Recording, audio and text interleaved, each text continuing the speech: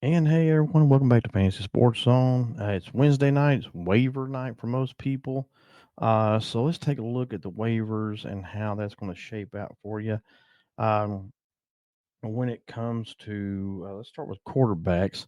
Um, First of all, let's take a look at some that are, believe it or not, Jacoby Brissett is only rostered in about 7% of leagues in NFL.com. So definitely, if he's out there, pick him up.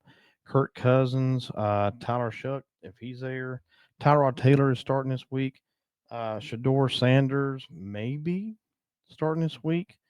So, out of all of those, though, I would have to say if Brissett is there, pick him up. Kirk Cousins would be actually Tyler would probably be my next one. Then Kirk Cousins would be the one after that. That's how I would do that for sure. Running backs, let's take a look at that. Emmanuel Wilson will definitely be somebody that you need to keep an eye on for your waivers to pick up this week because just because of Jacobs possible missing this week. Sean Tucker is another one. I don't know if Sean will have another big day like he did this past weekend. It's hard to tell. Woody Marks earlier in the season ended up having a pretty good week of several weeks ago, and then right after that, he didn't. So he's been kind of up and down. So I don't know where Sean Tucker will be, but he's definitely worth the stash if you have room. Tootin would be another one I would think about for Jacksonville. Chris Rodriguez, Devin Singletary. So out of all those, the two that I would think about the most be Wilson and Tucker. It's hard to tell what Rodriguez will do, considering the fact that Washington is here and there and yon with their running backs for sure. So it's hard to tell what they might do. Okay, so as we move on into the wide receiver side of things, Michael Wilson will definitely be somebody I would think about picking up. I don't know if Marvin Harrison will be back this week or not, but Michael Wilson had a big, huge week last week. Now I don't know if that's going to happen again, but he's definitely worth a pickup. And Christian Watson, so let me look at that real quick. And so in NFL.com, he's now registered in 12% of leagues.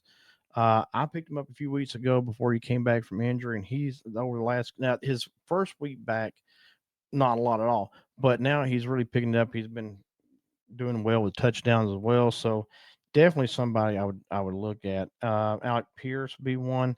Darnell Mooney with London out. Uh, his value moves up, so he'd be definitely somebody I would look at. Um, and another one I've seen here.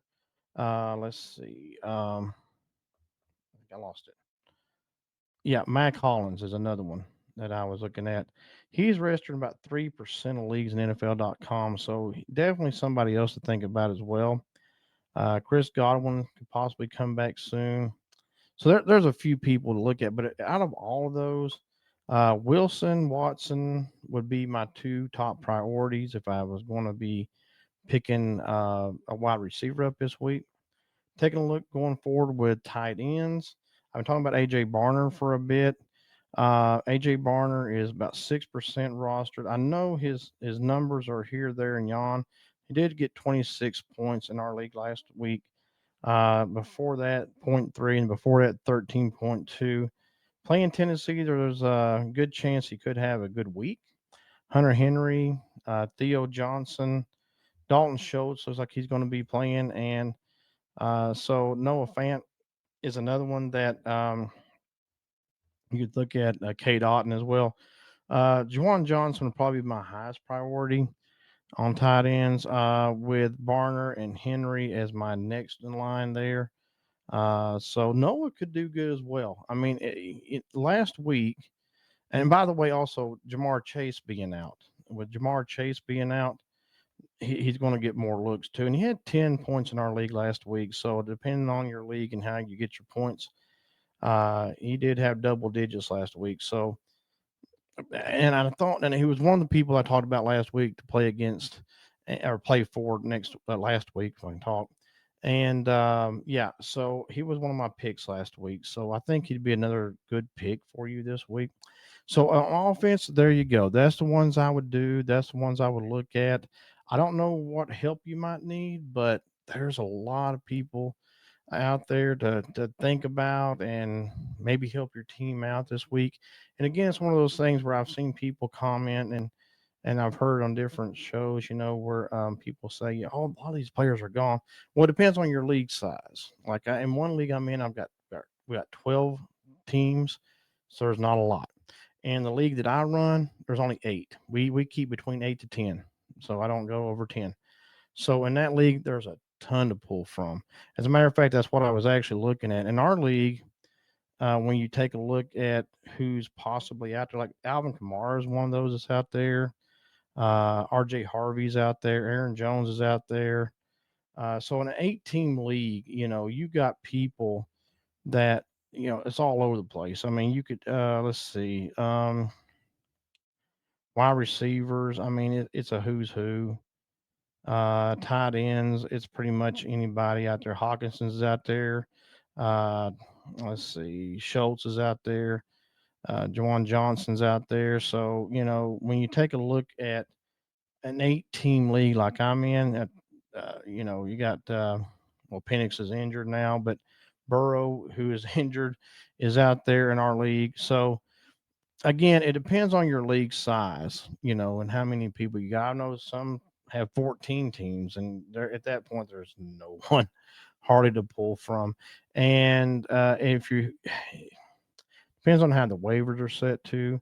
In my league, we keep it at the inverse order. In other words, every week, the person with the worst record will have the first dib at waivers, which I feel like that's probably the right way of doing it. Possibly, it gives that person who's struggling the opportunity to try to build their team up and keep everybody competitive. In another league I'm in, it's not like that. You could drop to 12 that first week, and then you'll stay 12 the next week, and you just stay there until you quit getting waivers, and then you might move up a little bit.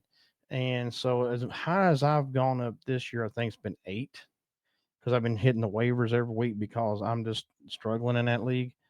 But yeah, I would. The inverse order situation does help the teams that are struggling out a little bit better to keep everybody competitive. Because I look at it this way, I like to see everybody competitive and not everybody get their hand. Like you have a handful of people winning every week and a handful of people just can't do anything. So I try to keep it fair as much as possible. And so that's one way of doing it for sure. All right, guys, until next time, God bless. We'll see you soon.